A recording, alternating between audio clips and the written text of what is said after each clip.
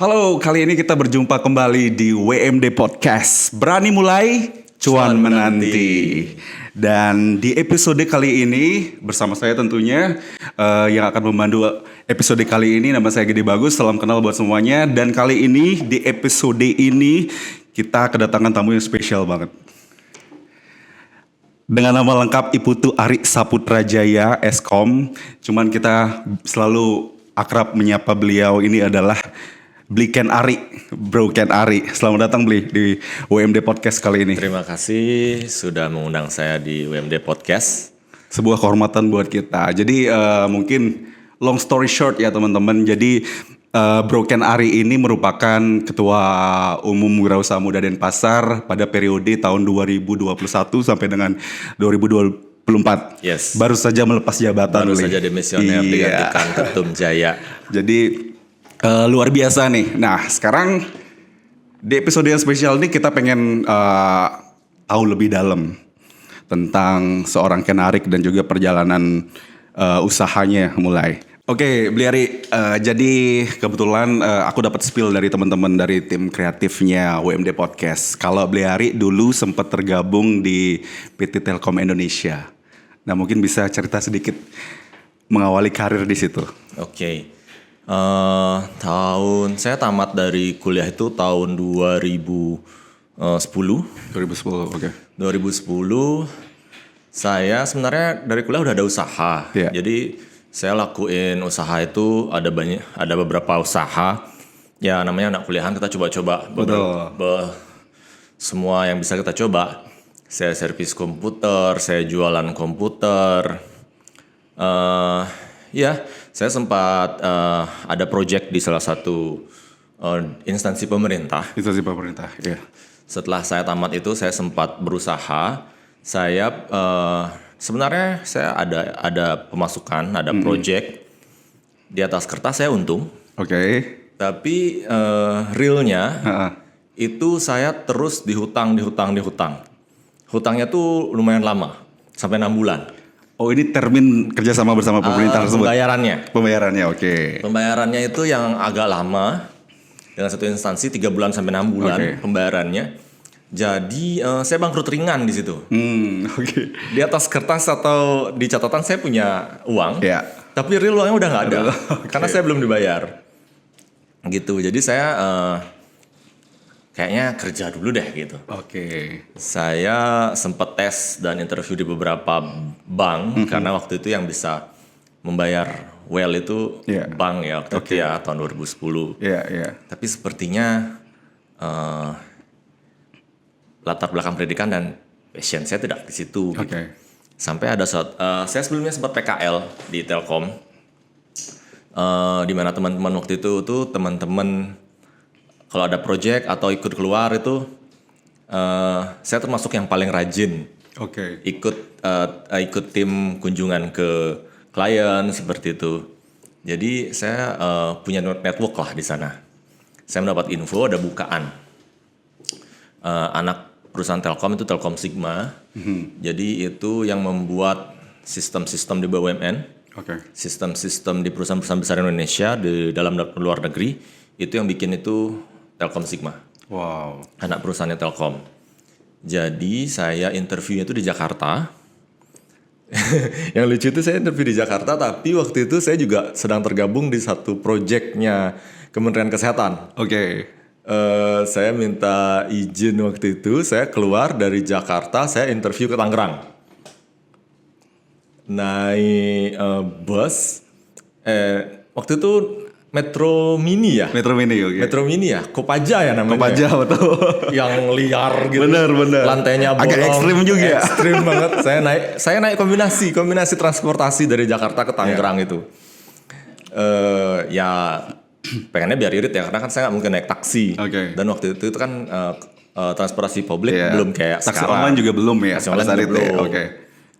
Jadi saya combine itu naik Kopaja, naik bajai, naik kereta, sampai di Tangerang. Saya interview di Tangerang, saya selesai interview dengan beberapa step, dengan 3 step. Saya keterima kerja di sana, tapi penempatan di Bali. Wow, Gitu. jadi kebetulan banget ya. Walaupun Ya. long proses buat interview segala macam di Jakarta, tapi penempatannya di Bali. Penempatan di Bali, tapi saya waktu itu pekerjaannya keliling Indonesia.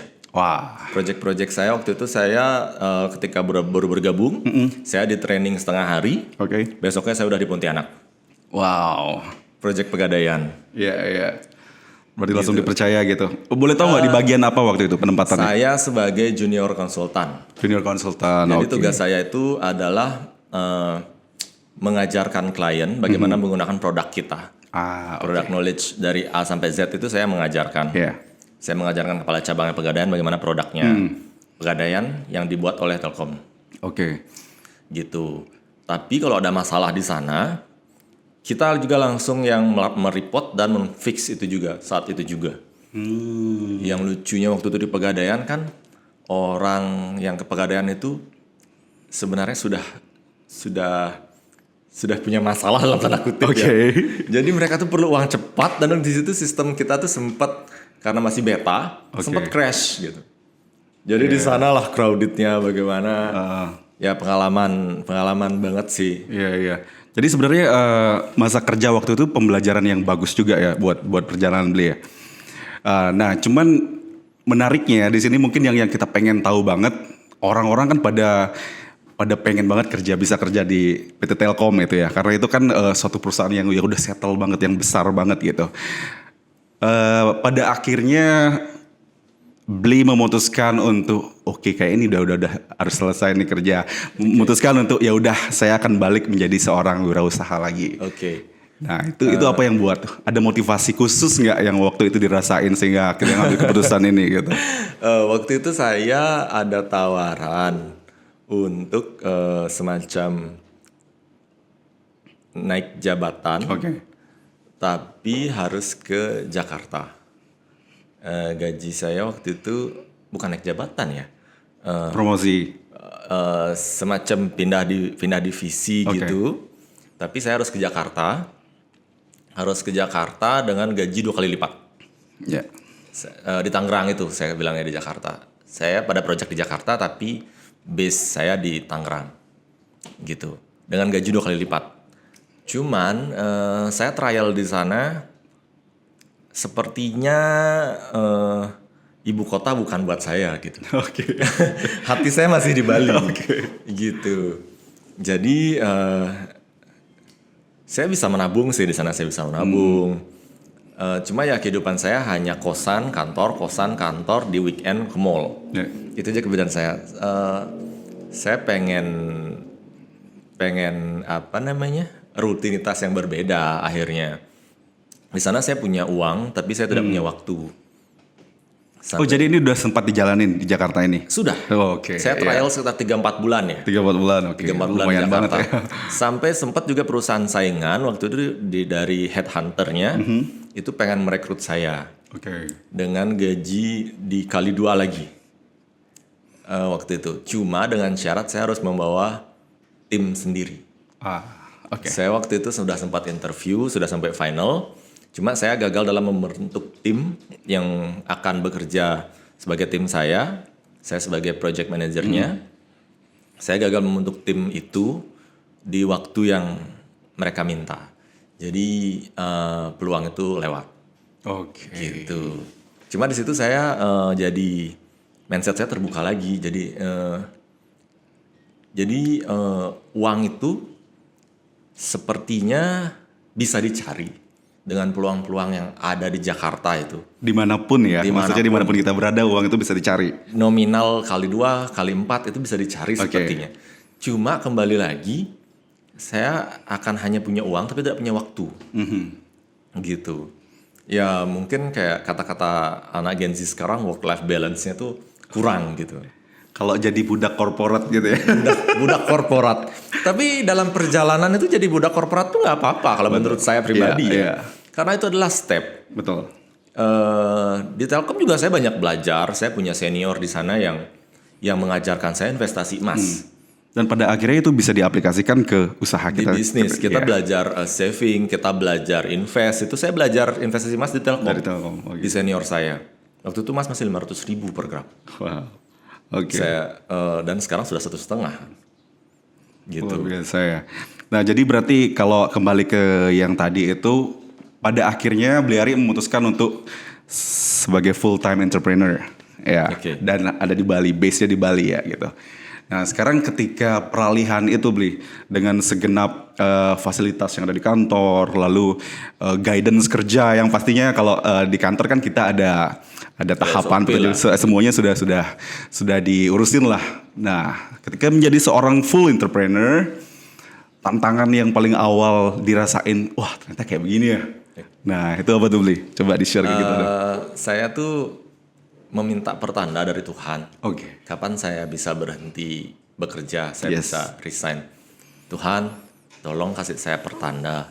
Jika gaji 1 bulan saya bisa saya dapatkan di bisnis 1 minggu, saya akan resign.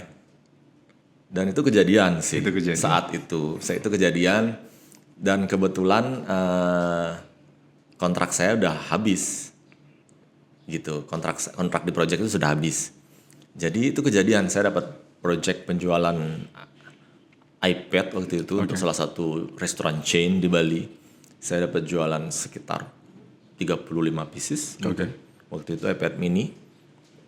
Jadi apakah ini jalannya gitu. Akhirnya tapi yang lucunya setelah saya resign itu tidak seindah grafik bisnis itu nggak gini. Oke. Naik, jedek.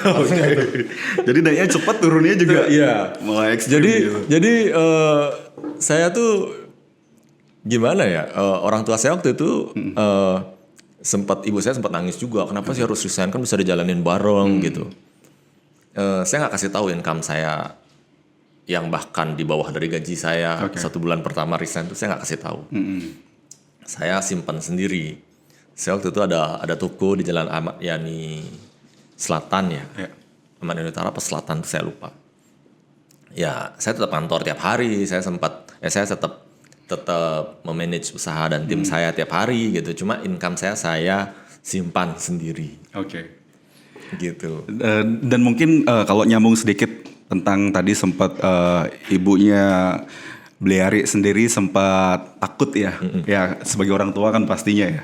Dan mungkin teman-teman yang lain, sahabat OMD yang lain juga ngalamin hal itu ketika memutuskan untuk oke, kita akan jadi full time entrepreneur, kita lepas dari kerja kantoran kita atau apapun itu pekerjaan kita sebelumnya. Nah di sana sebenarnya ada peran keluarga juga ya Bli ya. Pada saat itu gimana Bli menyingkapi pernyataan orang tua yang seperti itu? Apakah orang tua sebenarnya cemas atau lebih ke gak usah berhenti kerja deh, atau malah ada yang mendukung sehingga akhirnya bisa dibuktikan, tuh gimana tuh Bli?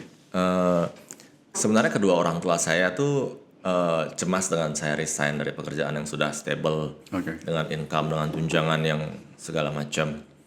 Terutama ibu saya, cuma ya saya simpan sendiri. Dapat jualan, dapat aman gitu. So saya bilang gitu. Saya kerja waktu itu dari Senin sampai Jumat itu, Senin sampai Sabtu itu pegawai saya ada di toko, dan Minggu saya sendirian buka toko. Supaya saya tetap dapat jualan. Gitu. Saya tetap dapat income, saya tetap dapat omset. Lalu ditanya orang tua, dapat aman gitu. Waktu itu ada kredit juga, bisa bayar gitu.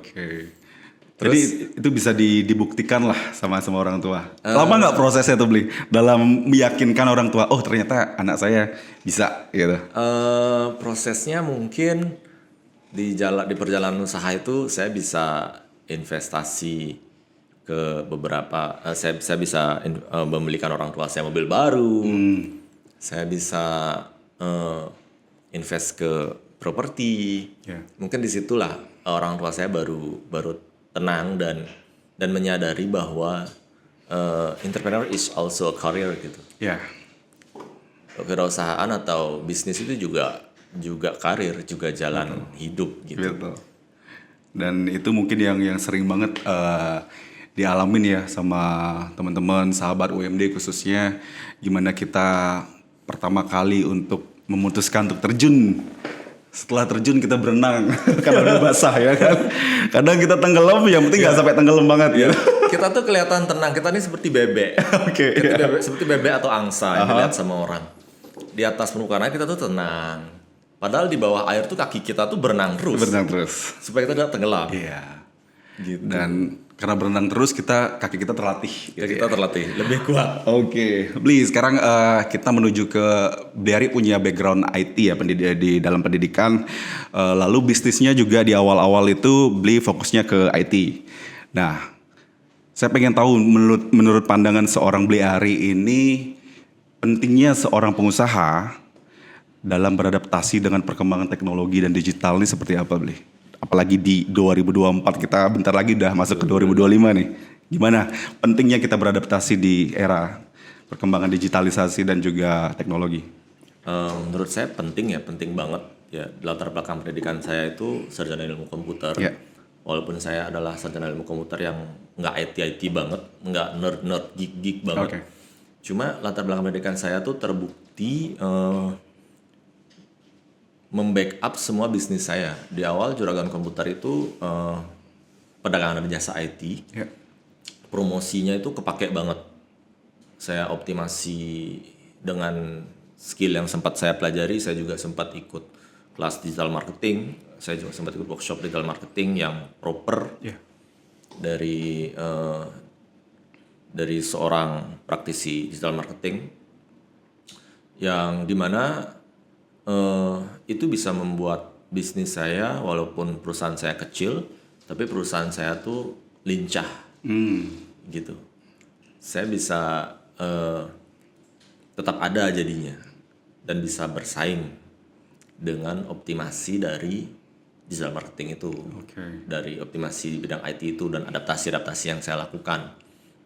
Sampai sekarang bisnis saya yang di bidang rental properti juga, Lagria Hospitality ini juga terbantu sekali dengan adaptasi teknologi IT ini gitu.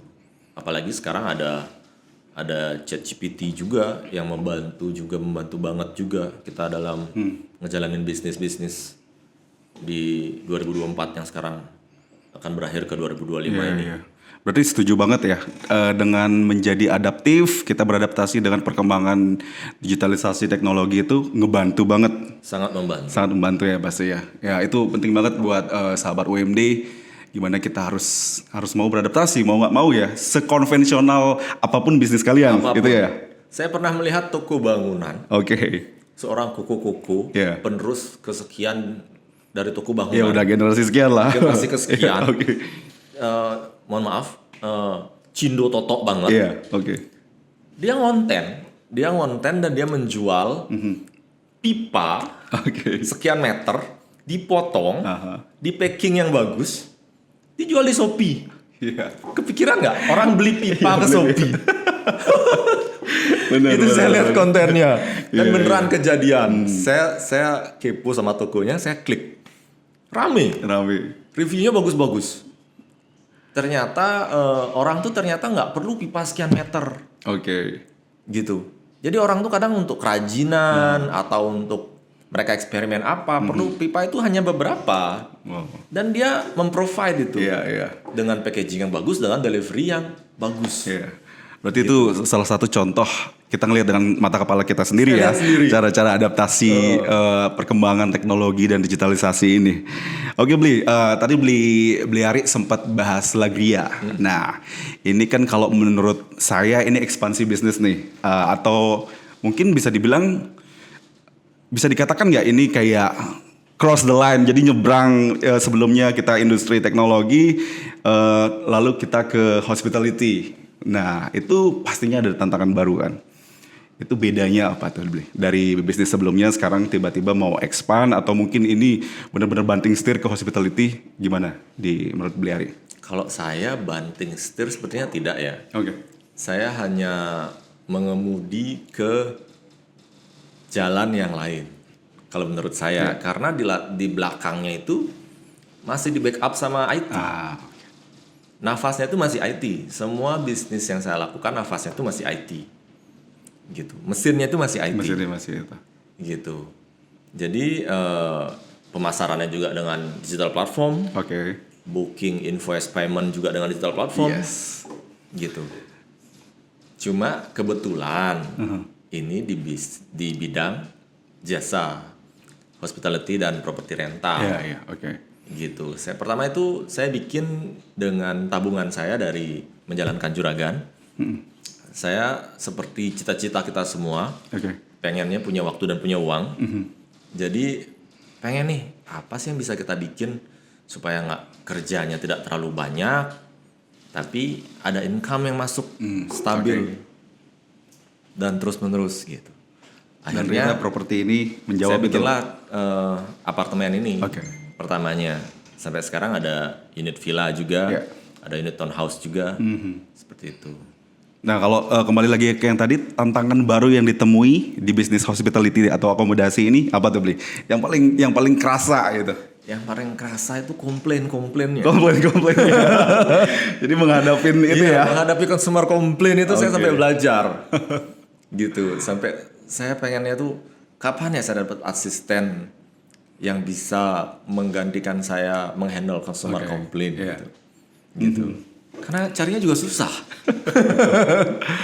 Oke, mungkin kalau sedikit kita flashback ke 3 tahun belakang, nah bisnis hospitality yang paling terdampak ya pariwisata ya, terdampak banget dari adanya pandemi COVID-19 ya, benar.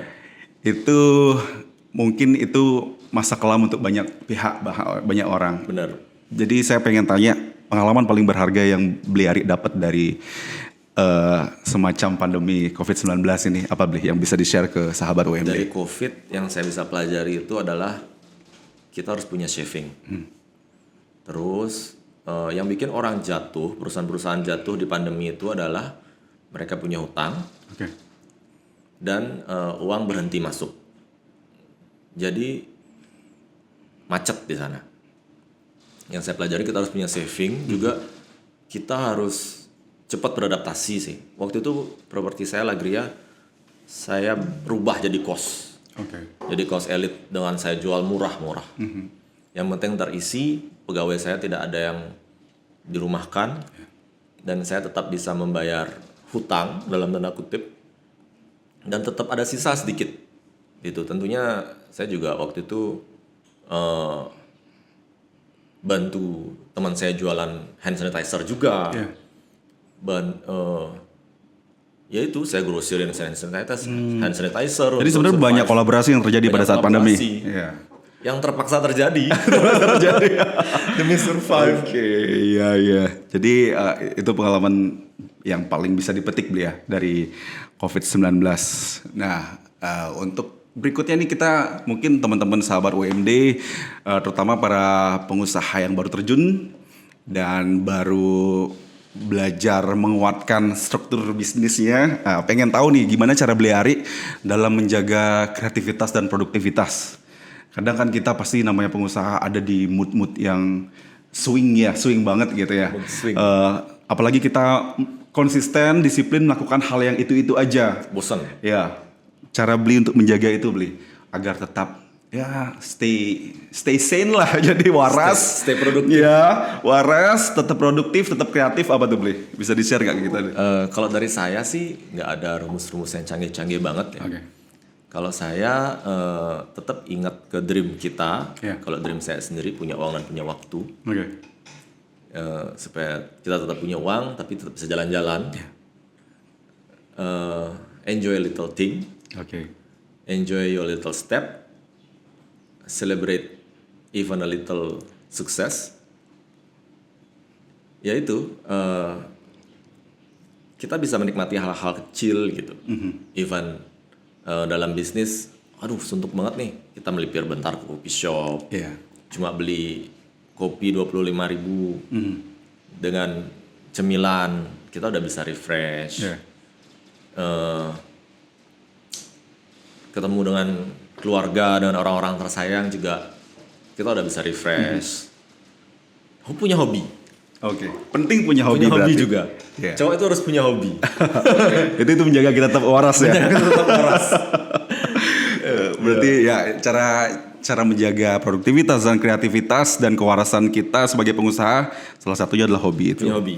Dan tadi setuju banget menikmati setiap langkah kecil yang kita buat, progres gitu Bli, ya. Sukses kecil itu kita harus nikmati. Benar-benar.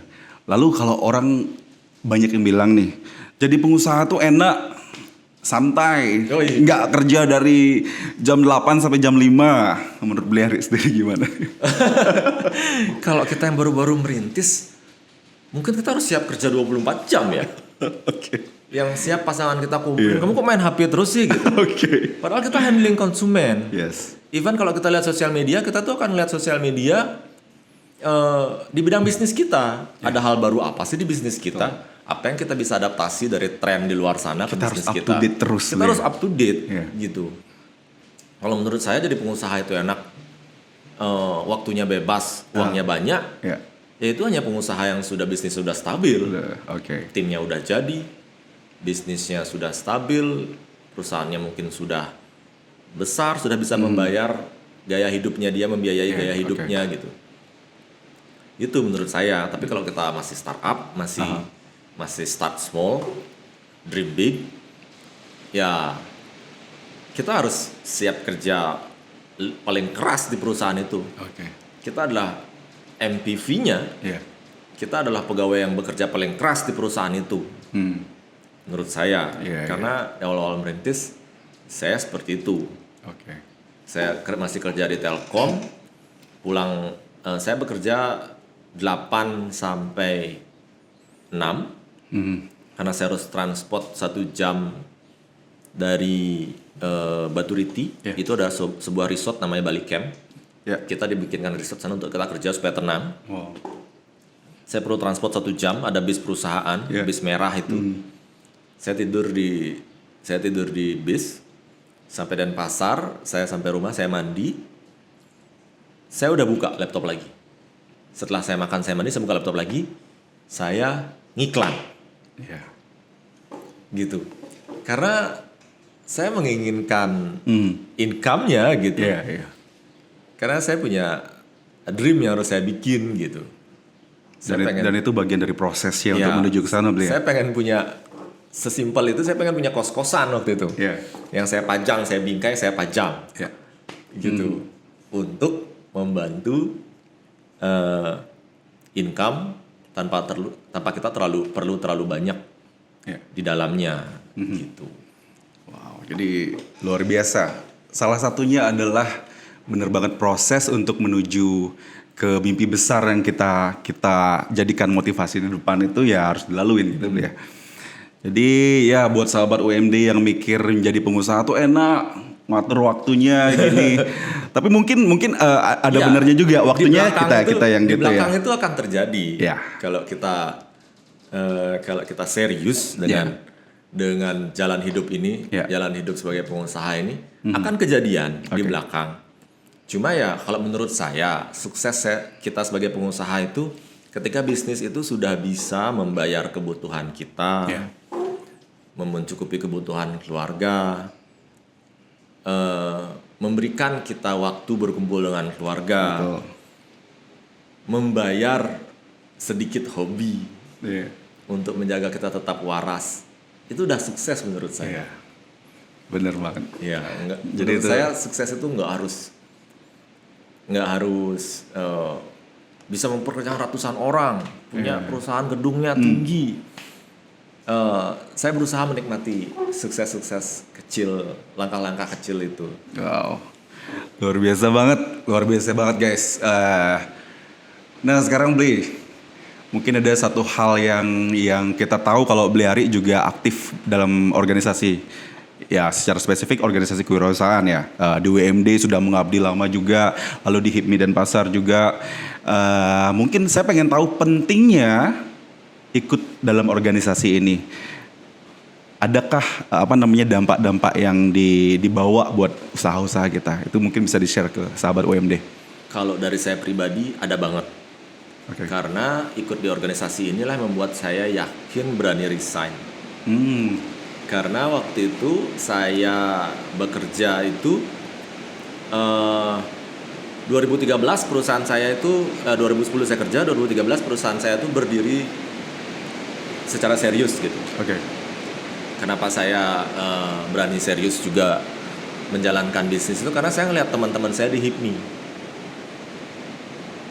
Saya lupa saya join HIPMI itu sepertinya 2012 atau 2011 saya join HIPMI. Di era ketum HIPMI dan Pasar waktu itu beli Putu Lengkong. Beli Putu Yuliarte. Saya lihat teman-teman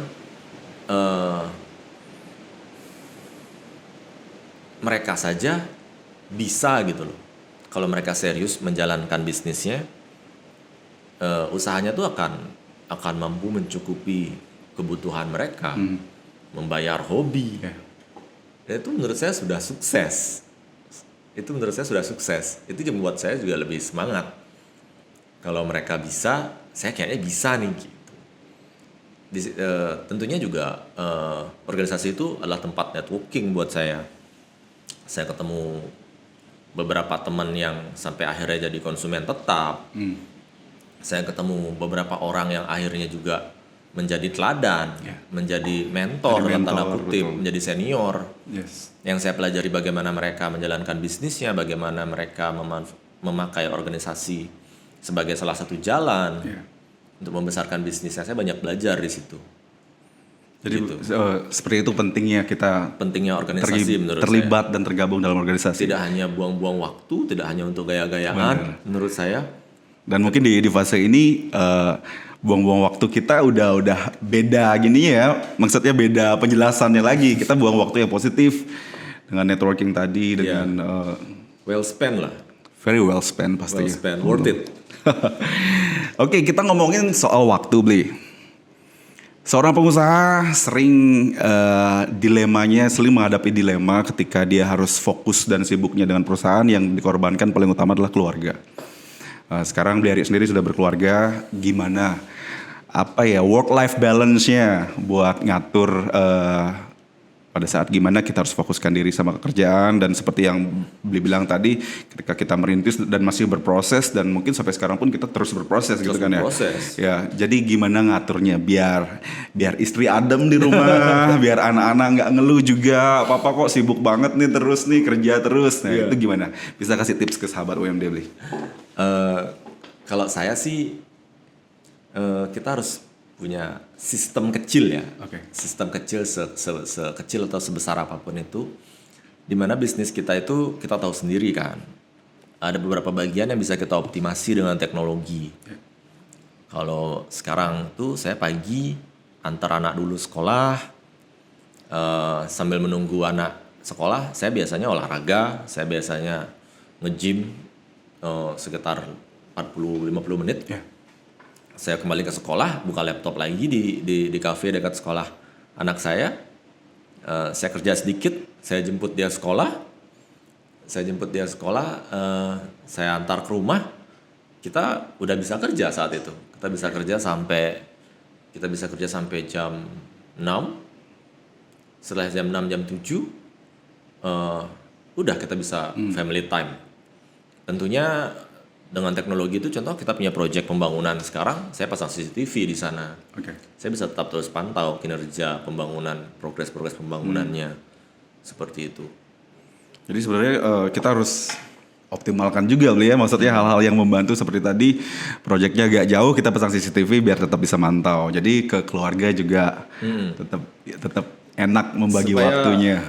Weekend itu kita dikasih waktu untuk hobi. Jadi harus balance. Jadi weekdays-nya family sama kerjaan, weekend-nya hobi. Me time, hobi. Bisa kita hari Sabtu gitu kita bisa kumpul sama teman-teman, bisa riding kan, bisa refresh. Gitu. Oke, jadi seperti itu versinya Bli Ari yang bisa kita petik banget buat sahabat UMD tentunya yang lagi dan harus terus nongkrongin UMD Podcast. Dan untuk teman-teman sahabat UMD, Bli Ari, mungkin kita audiens kita, viewers kita akan banyak teman-teman startup yang baru mulai dan baru yakin gini, saya harus terjun sebagai seorang full time entrepreneur. Mungkin tips dan trik yang Bli bisa kasih buat sahabat UMD yang nonton. Kalau dari saya, mulai bisnis itu sekarang sudah bisa dianalisa ya, ada toolsnya. Ada toolsnya. Ada toolsnya. Ada tools untuk menganalisa itu. Kalau saya pribadi sih, saya pakai satu tools yang namanya SBM atau Smart Business Model. Jadi itu ada beberapa pertanyaan yang harus teman-teman jawab, yang teman-teman harus jawab sendiri, dan dimana hasilnya itu adalah teman-teman dapat hasil layak atau tidak suatu bisnis itu untuk dijalankan, atau bisnis ini tuh visible nggak untuk dijalankan, untuk dibesarkan, seperti itu. Teman-teman jawab itu sendiri. Kalau memang layak dijalankan, marketnya ada dan bisa dibesarkan, ya bisa dieksekusi. Kalau kita dulu kan memulai bisnis itu dari hobi, dari peluang yang kita lihat, bisa jalan sekian bulan tutup, nggak dapat jualan gitu. Kalau sekarang udah ada toolsnya, udah banyak tools untuk menganalisa bisnis di luar sana, teman-teman bisa manfaatkan. Seperti itu. Jadi salah satu mungkin kembali ke yang tadi, kita harus adaptasi juga ya, dengan dan setuju nggak kita semakin dipermudah, semakin kesini kita semakin dipermudah. Semakin dipermudah untuk menjalankan suatu usaha dengan teknologi itu, maksud saya informasi itu juga bertebaran di luaran sana, di YouTube. Informasi di awal saya memulai usaha 2010 dulu, informasi itu masih nggak segampang sekarang. Kita harus googling sana kesini, beli majalah, beli buku, ikut seminar, ikut workshop. Kalau sekarang semua udah ada di YouTube. Ahli itu udah kita bisa dapetin sekarang, aksesnya lewat ChatGPT. Tapi dengan segenap kemudahan itu, setuju nggak ada yang bilang malah bikin orang lebih males? Kalau saya pribadi sih ngelihat generasi sekarang ini bukannya malas ya, tapi unmotivated, kurang motivasi. Menarik. Dimana PR kita sendiri sebagai founder, sebagai entrepreneur, menempatkan mereka di pos yang tepat, dan menjaga mereka tetap di tracknya gitu. Kalau dibilang harusnya mereka yang adaptasi sama kita gitu, mungkin kalau usaha kita mau lebih mudah, kita yang juga harus adaptasi ke mereka gitu. Karena memang seperti itu, generasinya memang seperti itu. Kalau Prof. Renal bilang strawberry generation, kelihatannya merah, bagus, fresh, tapi ketika dipegang lembek, terus rasanya kecut. Luar biasa. Bli Ari, it's an honor to have you here di WMD Podcast. Jadi kita belajar banyak banget di episode kali ini dari seorang Bli Kenari. Dan Bli mungkin sebagai penutup, Bli bisa mention lagi bisnis-bisnis yang lagi dijalanin sekarang. Jadi teman-teman yang penasaran dari tadi, wah pengen tahu lebih jauh tentang bisnisnya Bli Ari, mungkin bisa di-share ke teman-teman sahabat UMD. Sekarang saya lagi menjalankan Juragan Komuter, masih jalan itu di perdagangan jasa IT, kebanyakan di project-project swasta ataupun pemerintah. Terus saya ada Lagria Hospitality, itu di rental dan manajemen properti, ada apartemen, villa, townhouse. Dan kemarin di pandemi saya sempat bikin brand yaitu Kos Elite Bali, yang membantu propertinya teman-teman untuk switching dari hotel.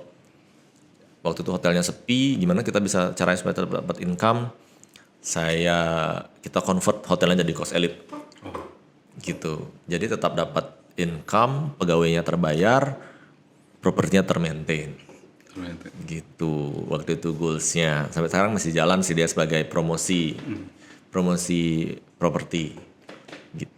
Luar biasa, terima kasih waktunya. Terima kasih, bro. Bli Ari. Oke, sahabat WMD, kita akan ketemu lagi di WMD Podcast episode selanjutnya. Berani mulai, cuan nanti.